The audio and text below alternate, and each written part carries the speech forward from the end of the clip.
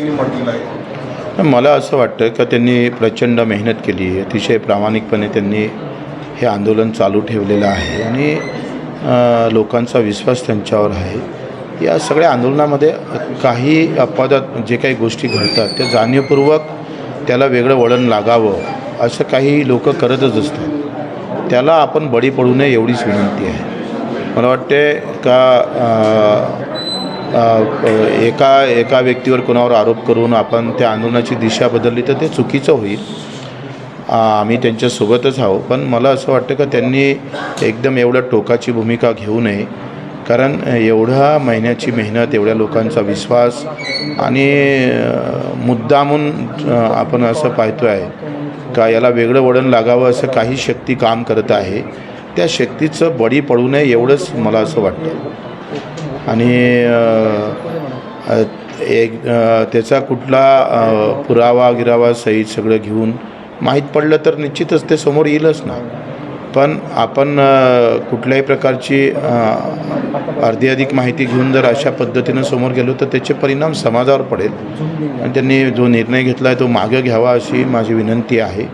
लोकांचं मत पण तेच आहे का आपण तिथे गेल्यापेक्षा अधिक काही लोकांची बैठक घेऊन काय निर्णय घेतला पाहिजे, समोर कसं गेलो पाहिजे हे त्यांनी ठरवलं पाहिजे. आणि एवढ्या मेहनतीला त्यांना कुठं बाधा येऊ नये अशी आमची प्रामाणिक इच्छा आहे. देवेंद्र फडणवीसांना माझा जीव घ्यायचा आहे, त्यामुळे मी सागर बंगल्यावर जाऊन माझा जीव देतो अशी भूमिका जरांगेची आहे. आता मला वाटतं अशा टोकाची भूमिका घेऊ नये. आखरी कोणाचाही जीव महत्त्वाचाच आहे. देवेंद्रजीचा असू दे का जरांगे पाटलांचा असू दे. आपण जीव घेण्यासाठी हे आंदोलन उभं केलं नाही, देण्यासाठी पण केलं नाही.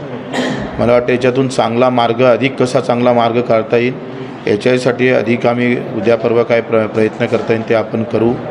पण मला वाटतं जे घेतलेली एकदम टोकाची भूमिका जरांगे पाटलांनी थांबवावी.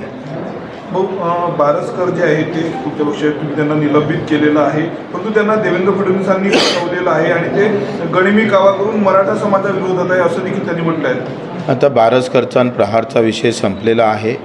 त्यांनीसुद्धा मी बारसकरांना पण विनंती करतो का एकदम व्यक्तिगत आरोप करून एखादं आंदोलन कुठंतरी चिघळण्याचं काम त्यांनी करू नये.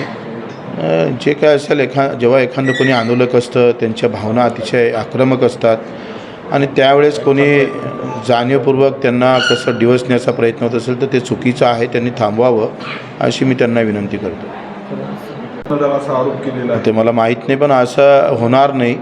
असं कोणी केलं असेल तर त्याला तो सजा भोगणारच. अचानक आता जरांगे मुंबईसाठीच रवाना झालेले, आता कोणी सोबत नाही, असं एकदम अचानकपणे एकदम मुंबईला जाऊन धडकलेले सागर बंगला. नाही, मला वाटते ते खूप त्यांची उंची खूप मोठी, त्यांनी प्रचंड मोठी उंची उभी केलेली आहे. ते आता फक्त एका गावापुरते नाही तर त्यांच्या मागं करोडो लोकांचा विश्वास आहे आणि त्यांनीच असं हतबल होऊन डायरेक्ट तिकडे जावं हे चुकीचं आहे. मला वाटते त्यांनी घेतलेला निर्णय मागं घ्यावा. समाज हितासाठी सुद्धा त्यांनी मागं घेतला पाहिजे आणि त्याच्यामुळं जे काही दुष्परिणाम पडेल त्याचं खूप चुकीचा संदेश जाईल. त्यांनी आतापर्यंत जे काही मिळवलं आहे या प्रामाणिकपणे आंदोलन करून त्याला कुठं डाग लागू देऊ नये असं मला वाटतं. तुमचं काय जरांगेसोबत बोलणं झालं आहे का? तुम्ही काय जाणार आहे का तिकडे? माझं काही बोलणं झालं नाही. उद्या जमलंच तर जाण्याचा मी प्रयत्न करतो. ज्याप्रमाणे मागे जे.पी. नड्डा म्हणाले होते की प्रादेशिक पक्ष संपवा, त्या धर्तून आता चंद्रशेखर बावनकुळेंनी जे म्हटलेलं आहे कार्यकर्त्यांच्या मेळाव्यात की छोटे छोटे जे तुमच्या जिल्ह्यातले पक्ष आहेत त्यांना संपवा आणि त्यांचे 50 ते 60 कार्यकर्ते प्रत्येकाने फोडलं पाहिजे असं त्यांनी म्हटलं आहे. राजनीती आहे प्रत्येकाची. त्यांनी आमचे फोडावं, आम्ही त्यांचे फोडू. लहान पक्षवाल्यांचे कोणात दम आहे ते पाहून घेऊ आपण.